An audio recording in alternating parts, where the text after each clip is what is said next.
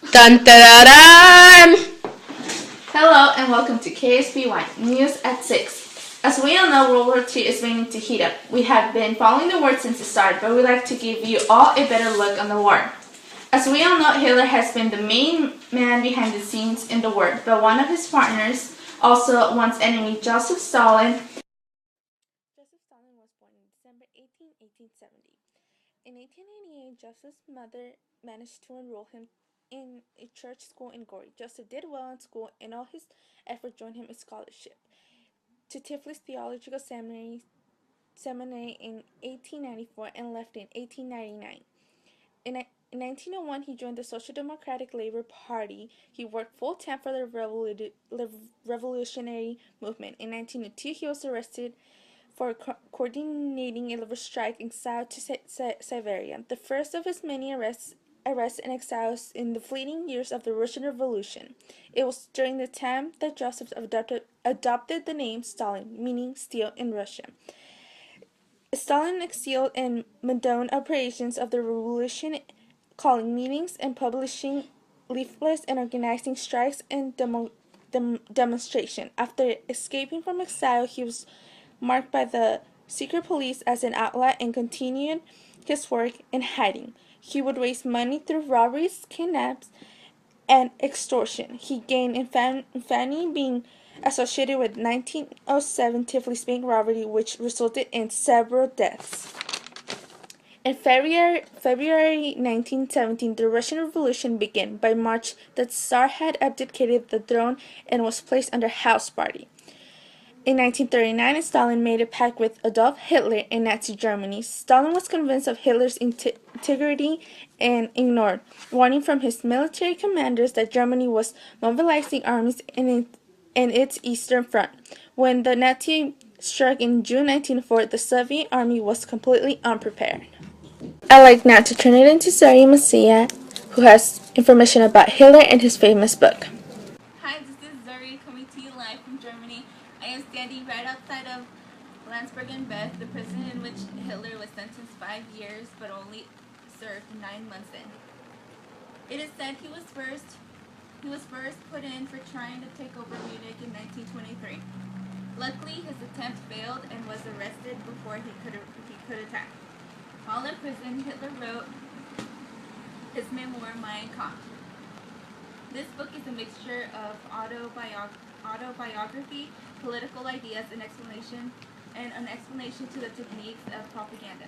In it, Hitler outlined his political philosophy and stated that Iranians are superior to all others.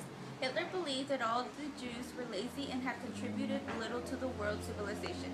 Most important, he believed that they were the reason for all the things that happened in Germany. Like, for example, he believed that they were responsible for the loss in World War I. Also, that they were slowly taking over the country and were involved with communists in a joint conspiracy to slowly take over the world. As a result of all Hitler's beliefs, he also included his goals for Germany if he were to have power over Germany someday. One of his first goals would be to occupy Russian land that would provide protection and Lebensraum for the German people. Hitler also mentioned that it might be necessary to form an alliance with Italy and Japan, which would prevent Germany from fighting in a war in the East and West at the same time.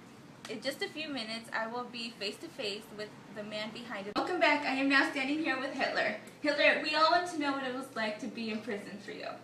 Well, what can I say? It was something I'd never experienced before. I had so much time on my hands that I finally took the time to think about stuff. And what was it that you thought about? I thought about my parents, but most of the time, I thought about the future of this country. And what conclusions did you come to?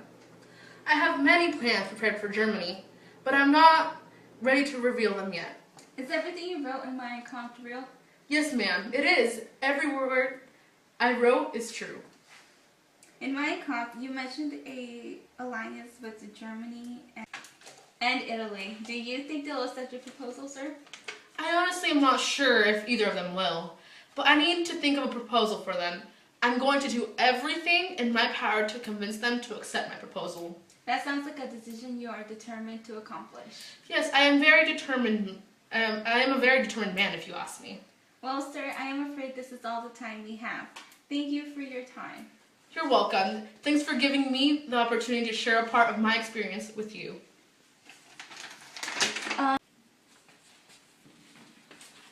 Breaking news, Jessica Figueroa, who is in the newsroom, has the last minute information for us. Jessica, can you please tell us about what we just have found out? Yes, thank you, Zuri. I am outside the concentration camps in Germany. For Hitler, the extermination of all Jews and other subhuman races was his answer to all his problems. This horrible plan started in the summer of 1941. He thought this was his final solution. He had a party, the Nazis, that would do the dirty work for him. They would wear a star to represent that they were in with Hitler.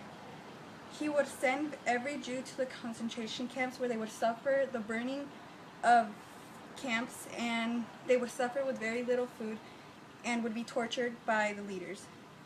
They would first kill them by shooting them with shotguns, but it wasted too many bullets, which led Hitler into creating gas chambers and extermination camps in Poland and many other countries. He created an estimate of 15,000 labor camps, death camps, and concentration. When they would become weak, they would send them to concentration camps where they would wait for their death. In result, he succeeded to kill an estimate of 11 million people. This act became later called the Holocaust. But in order for all of this even to happen, he needed to have power. In January 30, 1933, Hitler became chancellor and gained power legally.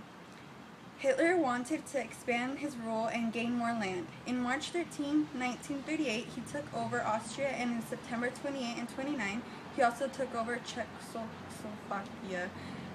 The reason he gained power over these two countries was because France and Great Britain did not want to repeat World War I. No one wanted any war and tried to stay away from all of this as possible. So they did the best way to keep away from it. Adolf Hitler did not stop there. He wanted to conquer Poland. That they planned to attack the country by dressing up a Jewish prisoner and shooting him in the border of Poland and Germany. But France and Great Britain weren't going to let him have it without a fight. Hitler was ordered to retreat German forces to leave Poland or put up a fight. On September 3rd, 1939, World War II began. Hitler's steps to his final solution actually came true and murdered a massive number of innocent Jews and more. This is such horrific information to give out to the people. Talk about inhumanity. This is it for this segment. Stay tuned after the commercial break with the weathercast. Hello, I'm at Pearl Harbor, one of the battleships that actually survived the attack. Today, many people are trying to recover from the sudden and deliberately attack by the Japanese, which happened 2 weeks ago, or December 7th, 1941, as we know, the Day of Infamy. The Japanese did cause a lot of damage. They managed to destroy almost 20 American naval vessels, 8 gigantic battleships, and 200 planes. Now, how many deaths did this horrible attack cause, you may ask? Well, more than 2,000 soldiers and sailors died, including 1,000 wounded. Japan didn't decide suddenly to do a surprise attack on the United States. They had been planning this as early as January 1941. The Japanese even had a reason for attacking on a Sunday. They believed Americans would be more relaxed and less alert during the weekend. We all know that this tragic situation has hit many of us.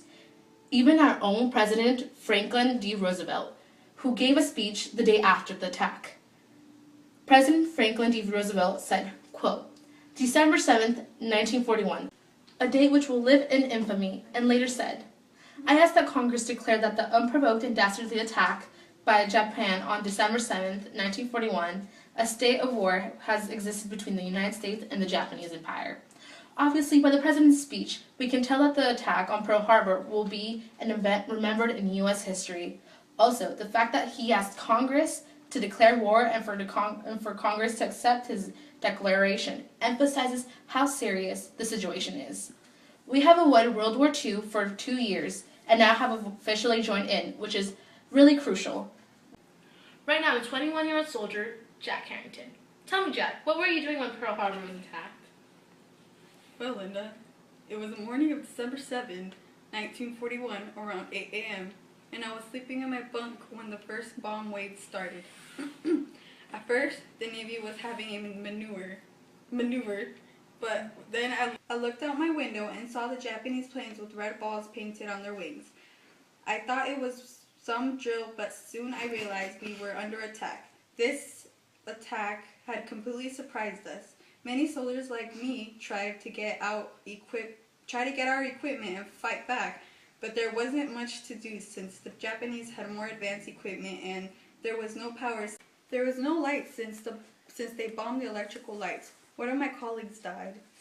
I'm just thankful I'm here today. Thank you, Jack. The Japanese Empire did attack us since we stopped giving them raw materials, due to the fact that Japan's ambitions were taking over them, and it demanded them to put an end to the aggressive actions towards China and Indonesia, in which they refused.